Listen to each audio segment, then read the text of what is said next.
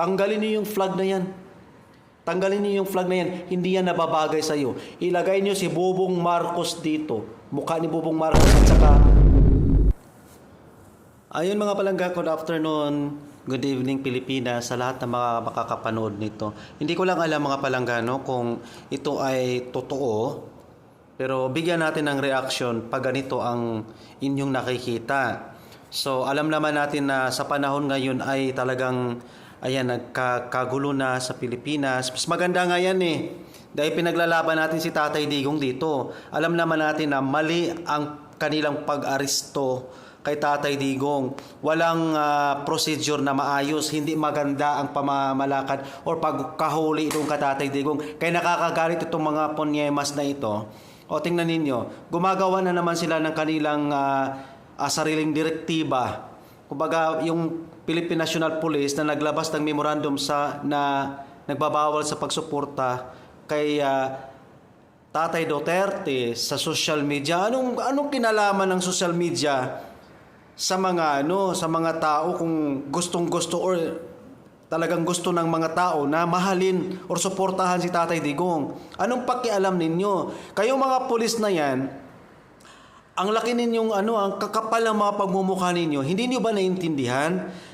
Kung hindi naging presidente si Tatay Digong, hindi magkakaganyan yung inyong mga sinasahod buwan-buwan.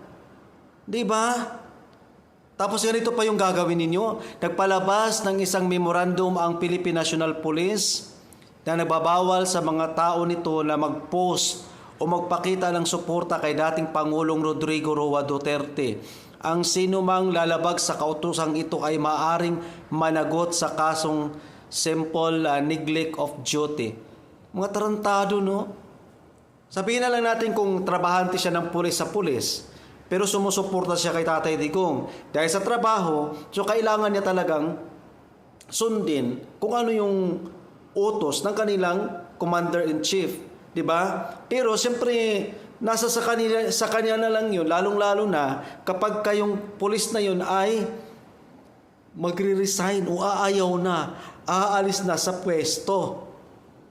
Pero itong mga itong mga honghang na ito, ang kakapal ng mga pagmumukha, hindi nyo naisip yun, Sobra pa sa kakapalan ng pagmumukha, lalong-lalo na itong Tory na to. Yung Tory na sarap tusok-tusokin ang mukha ng karayom.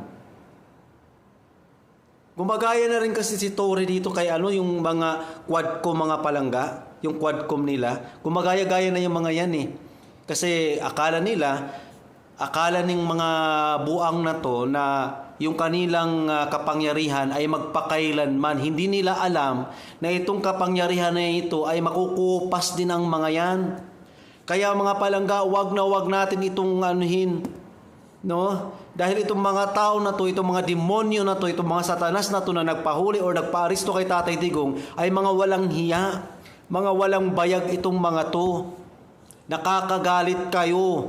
Hindi nyo maintindihan kung anong ibig sabihin ng batas sa Pilipinas, pero mas pinagkanulo ninyo ang kababayan natin, si Tatay Digong, na wala namang jurisdiction doon sa ICC, pero ginawa nyo pa rin ang gusto nyong gawin.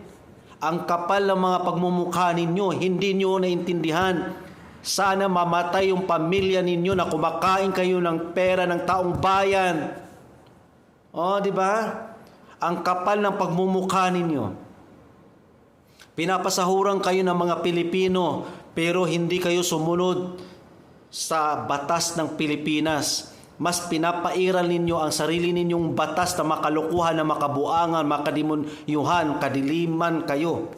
Kayo yung mga kampon talaga ng Satanas. Ngayon, hindi nyo mailalabas-labas si Palaka kasi wala si Palaka sa Pilipinas. Si Palaka ay nagtatago, tumakas sa Amerika. Hindi pa alam, pero ang dami naghahanap kay Palaka. Di ba?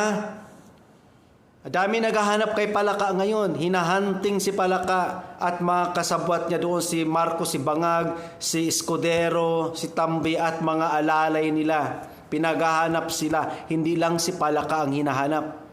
Kagrupo nila. Ngayon wala kayong mailalabas na Marcos dyan kasi wala sa Pilipinas.